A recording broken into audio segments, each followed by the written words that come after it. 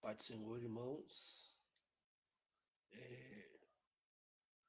vou esperar alguém me dar um respaldo se o áudio está bom, para eu poder dar início à palavra de Deus sem nenhum tipo de formalidade. A intenção é passar de forma simples e eficaz as escrituras sagradas. Eu só preciso que alguém me dê um feedback para eu poder ver se está bom. Ô Jota, tá bom o áudio aí? Cadê você, meu filho? Esperando você pra gente entrar junto. Dá um feedback aí. Vê se agora melhorou.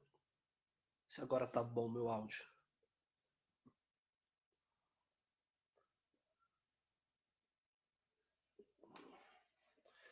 Todos os alto-falantes aqui estão alto.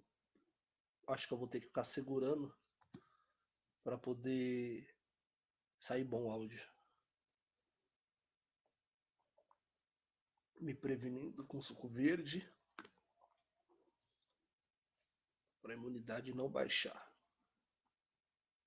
Se alguém puder me dar um feedback de como que está o áudio para eu dar continuidade, eu vou manter segurando aqui. Que eu não pensei, né? Mas amanhã eu faço um jeito de poder manter o fone aqui perto da boca. Mas que não quero também estender muito para esse vídeo não ficar enfadonho. Mas o texto que eu quero ler hoje é Gênesis capítulo 22. Gênesis, no capítulo de número 22. Vamos aproveitar este tempo. A Bíblia diz assim, ó, pregue dentro de tempo e fora de tempo, né?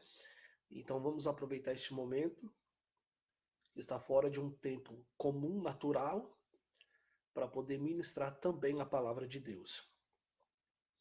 A palavra de Deus não pode parar, embora ela não pare, porque ela arde nos nossos corações. A palavra de Deus também é como chama de fogo que nos incentiva, nos alavanca. E eu quero deixar uma palavra, poder contribuir neste momento de pandemia que nós estamos passando, poder contribuir fazendo essa live, deixando uma palavra de Deus, porque a única esperança real para a humanidade, para o globo terráqueo, é a palavra de Deus. Deus deu sabedoria aos médicos, às pessoas para poderem criarem curas, os remédios que curam para combater qualquer tipo de vírus, né? Mas a única esperança real, a única solução real é a palavra de Deus. Graças a Deus, eu ainda não fui pego por este vírus, nem eu, nem minha família. Estamos bem, mas estamos tomando as devidas precauções. Não estamos nos abitolando, jamais, nos desesperando. Compreendo, em certo ponto, algumas pessoas que estão desesperadas, mas o que eu digo é, se você criar ansiedade, isso não sou eu que digo, são os especialistas, os médicos, que eu venho acompanhando bastante coisa para poder estar informado. Dizem que a ansiedade ela também baixa a imunidade e assim te torna propenso a ser um alvo deste vírus, que é o Covid-19, né, que é o coronavírus. Então confie no Senhor. Veja que até nisso a Bíblia ela nos dá direção para a gente lançar as nossas ansiedades, deixar de lado as nossas agonias e confiar em Deus. Amém? Sem mais delongas, vamos lá. Estava vendo se alguém me dava um respaldo, já me deram um respaldo do áudio. Vamos lá. Também estou aqui olhando o meu celular, porque tem bastante mensagens. Talvez alguém pergunte ou pela live ou pelo WhatsApp. Não tem problema. Mas eu quero deixar esta palavra de Gênesis capítulo 22. Eu acho que no momento que nós estamos passando, falando de um homem que tirou a fé do anonimato, por assim dizer, né? Gênesis capítulo 15, versículo 6. E Abraão creu e isso lhe foi imputado por justiça. Abraão tirou a fé do anonimato e se tornando o pai da fé. O capítulo 22, versículo de número 1, porque o que tem verso é Salmos, versículo de número 1. E aconteceu, depois destas coisas, que provou Deus a Abraão, e disse-lhe, Abraão, e ele disse, eis-me aqui. E disse Deus, toma agora teu filho, teu único filho, Isaque, a quem amas, e vai-te à terra de Moriá, e oferece-o ali em holocausto sobre uma das montanhas que eu te direi. Ponto. Vamos parar por aqui. Todos nós temos conhecimento da história de Abraão. Nós sabemos que a história de Abraão foi o início na casa de seu pai Tera ou Terá, não sei como você prefere pronunciar, um pai que era idólatra, e segundo alguns escritos judaicos dizem que eles tinham dentro de casa imagens, estátuas, e um belo dia o seu pai foi para a cidade fazer algumas compras. Abrão pegou um pedaço de pau, quebrou as estátuas e deixou ao lado de uma estátua. E o que eu li, estou dizendo o que eu li, era a estátua maior, deixou esta madeira ao lado da estátua. Quando Tera ou Terá chega em casa, pergunta para Abrão, ou para Abrão o que tinha acontecido. Ele diz, pai, essa estátua ela ficou enciumada, porque o Senhor dava mais zelo às demais do que a ela, e ela resolveu fazer tudo isso que o Senhor está vendo. Terá olhou para Abrão e disse, meu filho, essas imagens têm olhos, mas não veem, tem rosto, tem olhos, mas não veem, tem boca, mas não fala, tem ouvidos, mas não ouvem, nariz tem, mas não cheiram, tem mãos, mas não apalpam, e tem pés, mas não andam. E daí você viu que a idolatria que Tera tinha passou a ser aos olhos de Abraão totalmente inútil. Depois, nos registros bíblicos, Deus fala com Abraão para ele sair da sua tenda, porque Deus queria falar com ele. Quando ele sai da tenda, Deus fala com ele, diz, sai do meio da tua parentela, vai para uma terra que eu te mostrarei, de você farei uma grande nação. Deus preencheu o ministério de Abraão, antes chamado de Abrão, de promessas. Promessas essas que você vê que não se cumpriu da noite para o dia. Abrão não tinha filhos. Com o passar do tempo, Sara também era estéril.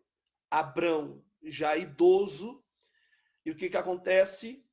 Eles dentro de casa tinham uma mulher egípcia. Eles tinham uma mulher egípcia por nome de Agar. E olha que aqui eu gosto de frisar nessa parte desse texto, porque Abrão, ele era servo de Deus, era um hebreu, Sara era uma hebreia, era um povo que escolheu adorar um único Deus, e dentro de casa tinha uma serva, uma egípcia, e nós sabemos que até os dias de hoje os egípcios têm diversos deuses. O que acontece? Na impossibilidade de dar filhos para Abrão, Sara tem uma ideia de que Abrão venha se relacionar com Agar, a egípcia.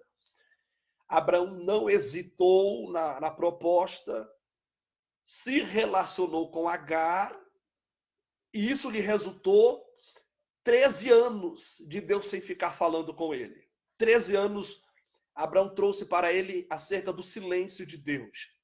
Deus ficou 13 anos sem falar com Abrão, e isso está registrado nas Escrituras Sagradas. Então vamos analisar. Se Deus ficou 13 anos sem falar com Abrão, porque ele se relacionou com uma egípcia, a saber, Agar, então provavelmente Deus não apoiou a atitude de Abrão. Vamos aplicar? Estava dentro de casa Abrão, um hebreu, Sara, uma hebreia. Sara dá a ideia de Abrão se relacionar com uma egípcia, e nós sabemos que, de forma figurativa, na forma tipológica, o Egito representa o mundo, porque o Egito representa a terra do cão, Cádiz, terra do cão, e cão, porque era um dos descendentes do filho de Noé, mas não era o cão, que é a expressão que o pentecostal usa hoje, não, mas o Egito representa o mundo, e este mundo invadiu a casa de Abrão, e ele se relacionou com uma egípcia. O que nós devemos aprender aqui? Todas as vezes que nós, que somos portadores da promessa de Deus, que temos um ministério, que servimos ao Senhor, e resolvemos dar ouvidos para aquilo que a princípio parece bom, a proposta era boa. Sara não pode dar filhos, PH, mas o propósito é maligno. Veja que parecia bom o conselho, parecia viável, mas no fundo só trouxe o silêncio de Deus para a casa de Abrão, para o ministério de Abrão, para a vida de Abrão.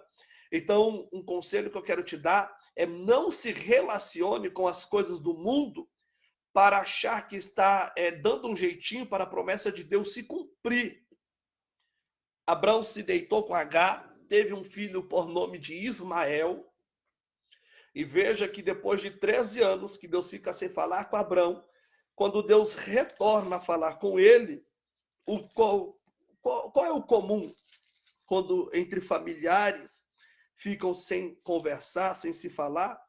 O que é o comum quando as pessoas se retornam ao diálogo, às intimidades, às conversas? São as pessoas deixar de lado o que passou e se abraçarem, falarem palavras bonitas, se elogiarem, até mesmo pedir perdão, desculpa, etc. Deus, quando volta a falar com Abrão, depois de 13 anos sem falar com ele, Deus fala com ele assim: Abrão, eu sou Deus todo-poderoso. Todo-poderoso, não um Deus poderoso. Eu sou um Deus todo-poderoso.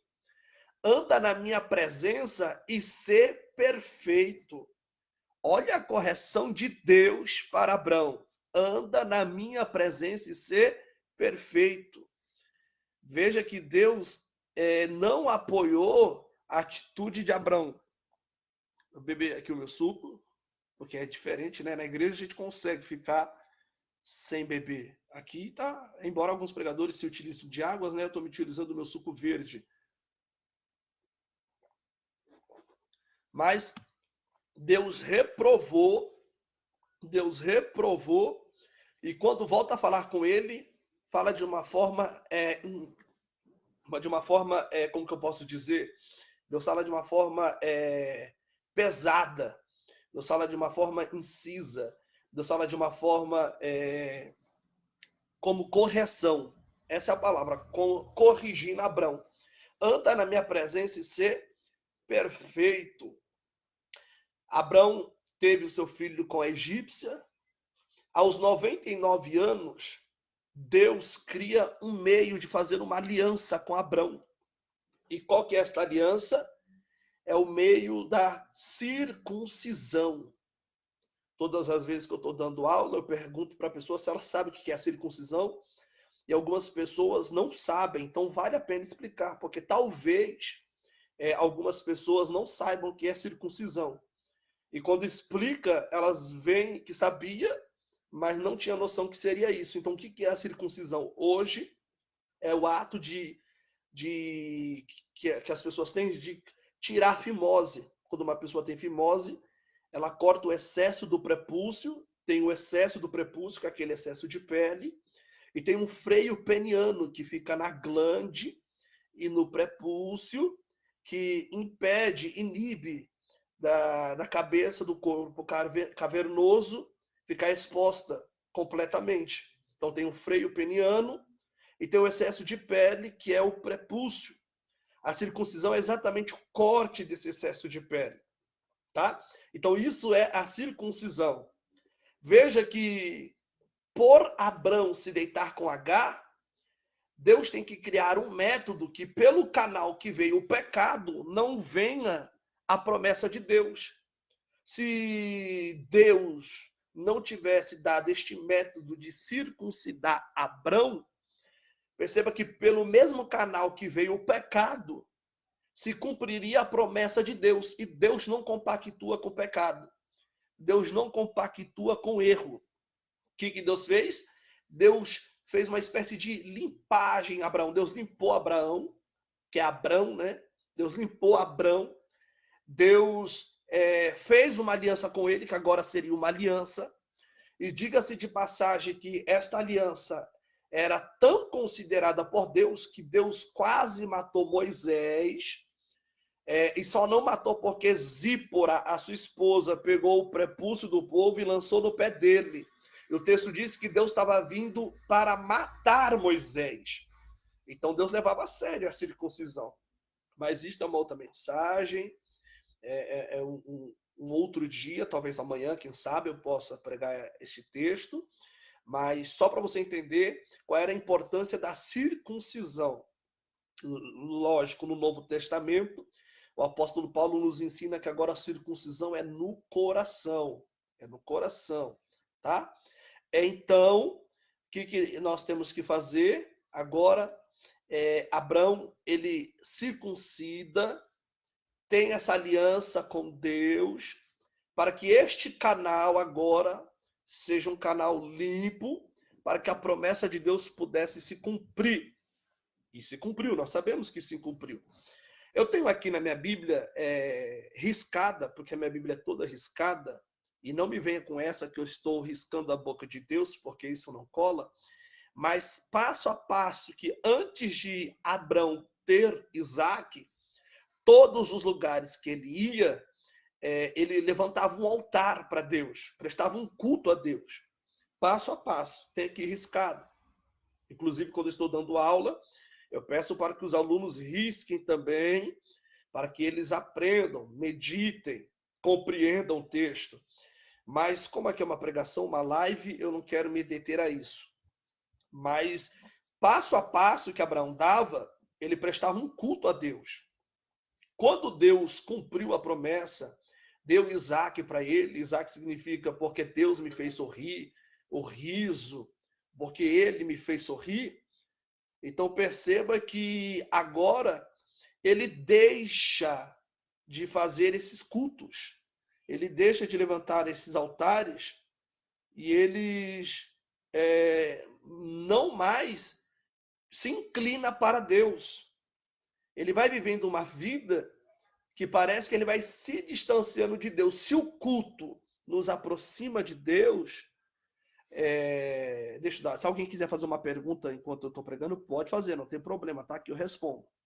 Se o culto nos aproxima de Deus, você vê que o deixar o culto, e eu não estou dizendo de ir para a igreja, templo, tá? Paredes, não estou dizendo disso, porque a igreja somos nós.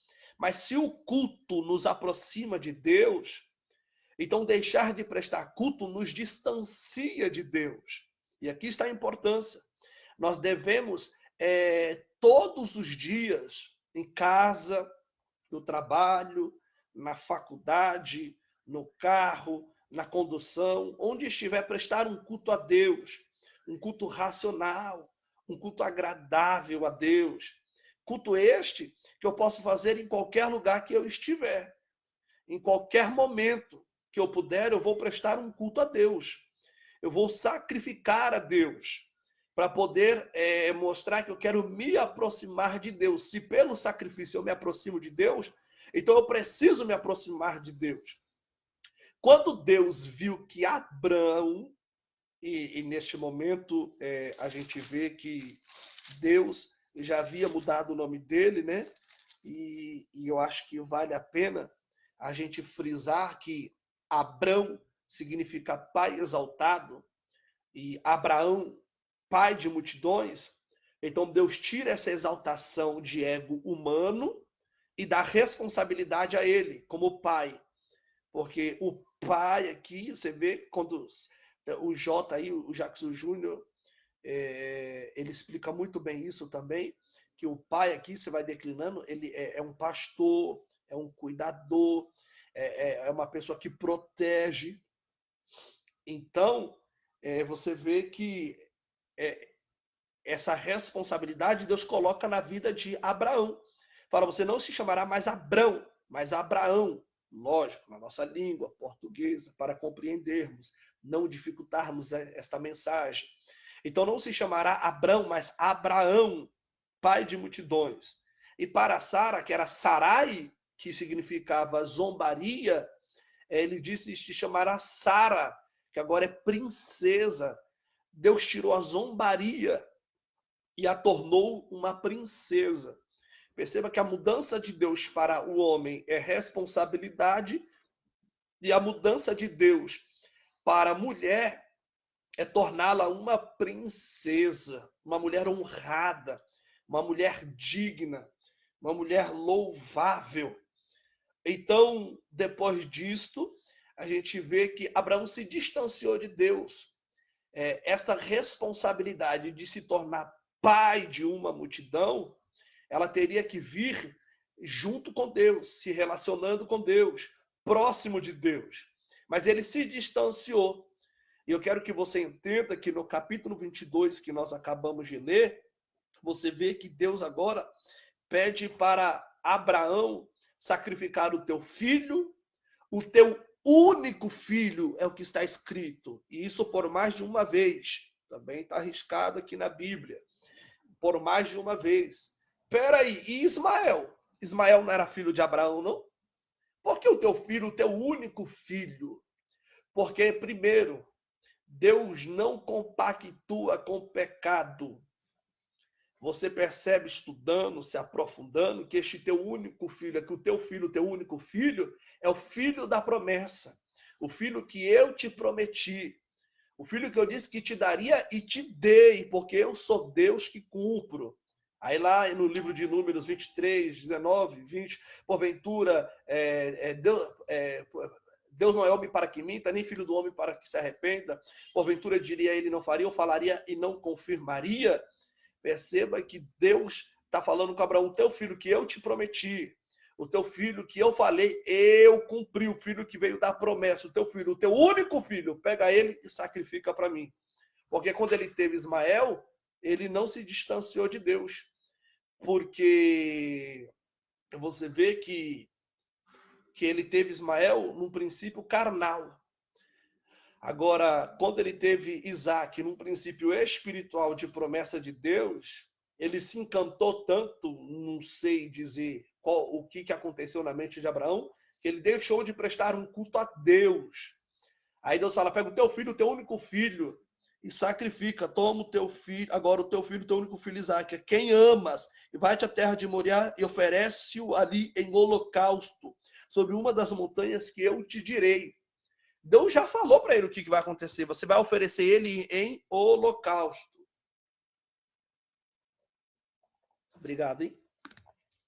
Você vai oferecer ele em holocausto. Deus já falou para Abraão o que ia acontecer. Deus já falou para ele, você vai lá, vai subir e vai oferecer ele em holocausto. A pergunta é, porventura Deus aceitaria este sacrifício, que era um sacrifício na antiguidade chamado, que era um sacrifício que um deus por nome de Moloque que recebia sacrifícios de crianças, e há quem diga que é uma estátua com as mãos assim, ó, com fogo embaixo, que quando colocava as crianças em cima, cozinhava essa criança, matava a criança. Esse era o sacrifício para o deus Moloque. Sei que tem pessoas que podem explicar muito melhor do que eu, que estão vendo essa live ou que possivelmente vão ver, mas a gente aprendeu isso. Porventura Deus queria um sacrifício, realmente um sacrifício humano? Não. Deus não queria um sacrifício humano. Deus queria o coração de Abraão. Abraão tirou Deus de primeiro lugar do seu coração, e agora quem estava em primeiro lugar era o seu filho Isaac. Quando isso aconteceu e Deus viu que Abraão estava se distanciando, Deus usa um método que aproxima ele de Deus, que aproxima Abraão dele. Perceba, se pelo culto, pelo sacrifício você se aproxima, se você deixou de sacrificar e está distante, então eu vou usar um método que aproxima você de mim. Ela pega o teu filho, teu único filho a quem tu amas. Deus trabalha com o sentimento dele também. Não quero entrar nesses detalhes aqui, porque a live é bem rápida. Mas Deus trabalha também com o sentimento de Abraão. Fala o teu único filho a quem tu amas. E oferece ali em holocausto. Há uma diferença de holocausto e de sacrifício. Depois vocês meditem em Levíticos capítulo 1, capítulo 2 e capítulo 3. Vai lá e oferece em agradecimento. Vou explanar aqui. Oferece ele em agradecimento e paz. Para mim, oxe, que agradecimento é esse? Que paz é essa de matar o filho? A promessa. Isso não é paz, isso não é agradecimento. Mas Abraão tinha uma convicção dentro dele. Ele sabia o Deus que ele servia, ele sabia o Deus que ele se relacionava, e ele simplesmente obedeceu. E foi. Com seu segredo, ele Deus. Quando avista a terra de longe, agora ele vai caminhando, só ele, Isaac, a ponto de Isaac olhar e dizer: pai, aqui tem o fogo, tem o cutelo, cadê o animal para o sacrifício? E a resposta de Abraão é exatamente essa: Deus proverá para si o cordeiro. Preste atenção, irmãos. A resposta de Abraão foi exatamente essa. Deus falou: Abraão, pega o teu filho, o teu único filho, oferece em holocausto. Ponto. Deus vai para uma terra que eu ainda te mostrarei. Quando Isaac pergunta: cadê? Aqui tem fogo, tem cutelo, tem lenha, cadê o animal para o sacrifício? A resposta de Abraão foi: Deus proverá para si o cordeiro. Irmão, isso é a fé de Abraão. Deus, ele sabia que Deus não iria matar aquilo que ele mesmo deu para ele. Deus não mata as nossas promessas. E Deus não faz a gente matar as nossas promessas. O que Deus quer é que nós colocamos Deus em primeiro lugar. Perceba que quando Abraão levantou, e há quem diga nos textos judaicos aí, que Abraão tinha tanta fé em Deus que se ele matasse Isaac, Deus o ressuscitaria. Deus o ressuscitaria.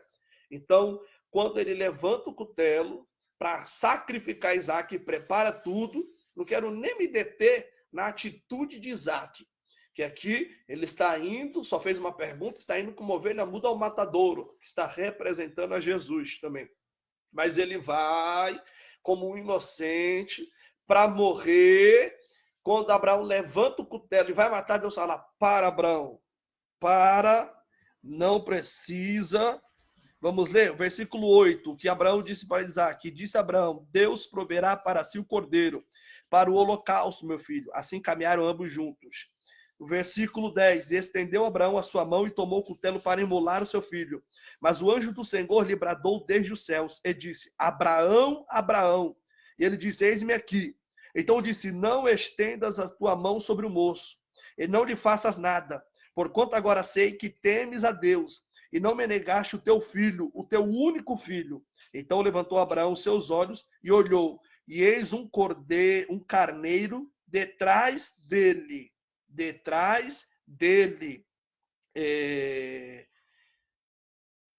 Eis um carneiro detrás dele, travado pelos seus chifres no mato. E foi Abraão e tomou o carneiro e ofereceu em holocausto em lugar de seu filho.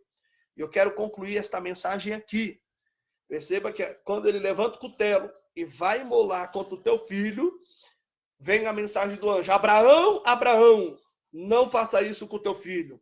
Agora vejo que você é temente a Deus, que você obedece a Deus. Ou seja, Deus tomou o lugar de prioridade no coração de Abraão. Quando isso acontece, estou bebendo. Quando isso acontece, a minha esposa falando para eu tomar, mas eu estou bebendo. Vocês viram que eu estou bebendo, né? Quando isso acontece, Abraão para e Deus fala assim: ó, Deus proveu. Chegou alguém para morrer no lugar do inocente. Está onde? Atrás. Aqui tem uma questão fantástica que eu gosto de frisar, e eu vou terminar aqui. Quando Abraão ele para e ele tem que mudar o seu olhar para trás, aconteceu a mesma coisa lá no Novo Testamento, quando Maria estava no sepulcro, chorando no sepulcro. Jesus não estava no sepulcro, ele vem por detrás dela, Jesus vem por detrás dela, quando fala com ela, ela fala assim, pensa que é o jardineiro, pergunta onde colocar o corpo de Jesus, e quando ele diz assim, Maria, Mariane, Madame, ou Maria, ela vê que é o Senhor, porque os seus olhos abrem, porque quem olha para o sepulcro está com o olho fechado, quem procura Jesus no túmulo está com o olho fechado, quem está querendo alguma coisa de Jesus lá no túmulo só está perdendo a esperança. Aí ela tem que olhar, Jesus vem por detrás para tirar o foco dela do túmulo para olhar para a vida, que era o Cordeiro Pascal, que é o Cordeiro Pascal, Jesus, que era o sacrifício. Então, foi o que aconteceu com Abraão. Ele teve que deixar de olhar para frente e olhar e ter o outro foco que era por detrás dele. O que isso significa? Se a providência aparecesse do lado de Abraão, isso poderia lhe causar dúvidas no que escolher, porque em sua frente estaria Isaac e o carneiro. E a voz de Deus dizendo, olha, não sacrifica, chegou a providência. Ele ainda ficaria com o foco no Isaac e no carneiro, na dúvida do que escolher. Quando Deus faz ele mudar o foco, o que acontece? Ele só tem o foco do carneiro, preso no mato pelo chifre. O que Deus está nos ensinando? Quando a gente resolve mudar o foco e olhar para onde Ele quer que nós olhamos, nós temos a decisão correta. Não vamos ficar pendendo entre vou, não vou, faço, não faço. Será que é este ou é este? Fica com aquela brincadeira de criança, uni, duni, te, salamê, minguê. Não, Deus não tem isso para você. O que Deus tem é uma decisão. Deus quer que você mude o foco, que você mude o jeito de olhar. Ele te deu a providência, ele te fez a promessa. E ele não quer que você fique achando que ele te escolheu para não dar certo, para não conseguir, para não evoluir, para não ser abençoado. Deus te fez para ser abençoado. Existe a oposição, a luta do adversário contra principados, potestades, hostes espirituais que habitam nas regiões celestiais. Existe a luta contra todo ser espiritual, os demônios que querem nos barrar, dardos inflamados do maligno. Mas nós, como igreja, o que nós fazemos? Tomamos, sobretudo, o escudo da fé. Então, não desista. Deus não mata a promessa. E Deus não ilude ninguém. O que Deus tem é o melhor para a sua vida. Amém? Guarde essa palavra na tábua do teu coração. Amanhã, por essas horas, não tem hora marcada, mas a partir das 18h30, nós estaremos fazendo mais uma live e pregando, falando de Jesus. Se vocês tiverem algum pedido, porque talvez eu esteja pregando amanhã assim, ou esteja mais ensinando, não sei cada dia o seu dia, mas o importante é que a palavra de Deus vai ser ministrada, tá bom? Então guarde essa palavra no teu coração, se conscientize, não confunda fé com emoção, é muito bom você saber discernir essas coisas, porque Deus, Ele te deu sabedoria. Veja bem o que você vai fazer, tá bom? E que Deus te abençoe, te dê saúde, te dê muitos anos de vida e que esta fase ruim vai passar em nome de Jesus. Vamos orar para que Deus nos abençoe. Senhor, nosso Deus e nosso Pai, mais uma vez, Senhor, te agradecemos por esta tão rica oportunidade que nós temos de estar na tua presença. Senhor, que esta palavra alcance os necessitados. Não é propagação para ganhar nada, mas é para contribuir com o reino de Deus. Pai, abençoa, cura, fortalece, liberta, transforma, restaura, faça grandes coisas na vida destas pessoas, meu Senhor, e que o testemunho seja de vitória. Neste momento de pandemia que nós estamos vivendo no Brasil, uma pandemia, Senhor, um vírus que está criando um desespero na sociedade. Te peço, Pai, em nome de Jesus, nos dê graça, nos proteja, nos ajuda, Senhor. Cura estas pessoas que estão infectadas, outras que não sabem, outras que ainda não estão, abençoa. Senhor, pessoas que faleceram devido a este vírus, que o Senhor possa confortar a família. Em nome de Jesus, Senhor, o que eu te peço é que a palavra venha germinar nos corações. Abençoa, Senhor, em nome de Jesus. Amém e amém. Deus abençoe a vocês. Fique com Deus. Método Ebida entrando em ação. A paz.